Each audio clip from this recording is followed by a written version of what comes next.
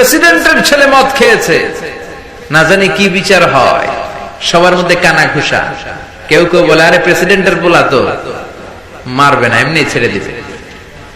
কেউ কেউ বলে আরে এটা ওমর, 80 বেদ দেওয়ার কথা, 80টা না দেখ 40টা দিবে। কেউ বলে না না 40টাও না, 10-20টা দিয়ে ছেড়ে দিবে।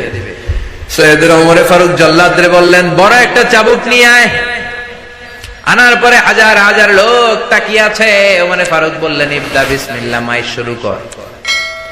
জল্লাদ গায়ে যত জোর ছিল মারতে শুরু করলো। ওয়াহিদ, ইসনাইনি, তালাতা, 1 2 3, 3 চাবুক মারার পরে ওমরে ফারুক জল্লাদকে এক থাপ্পড় মেরে দূরে ফেলে দিলেন।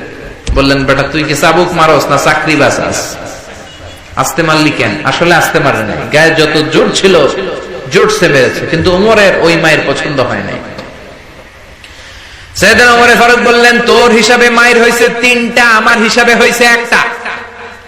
আমার হাতে চাবুক দে, আমি 2 নাম্বার বাড়ি থেকে আরম্ভ করব। মারতে লাগলেন 2 3। ওমর ছিল মদিনার মধ্যে সবচেয়ে শক্তিশালী পুরুষ। ওনার হাতের চাবুকের বাড়ি যে খেয়েছে সে বুঝেছে কত মজা।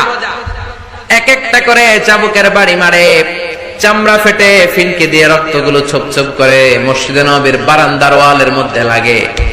এক একটা চাবুকের বাড়ি মারে। ছেলেটা ডেকে বলে আব্বা আর জীবনে মদ খাবো না, আর জীবনে নাবিজও খাবো না, এবারের জন্য তুমি আমারে মাফ করে দাও।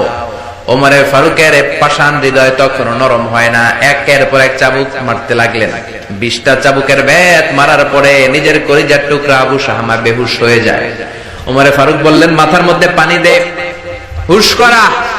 আবার 21 নাম্বার থেকে পিটাতে লাগলেন।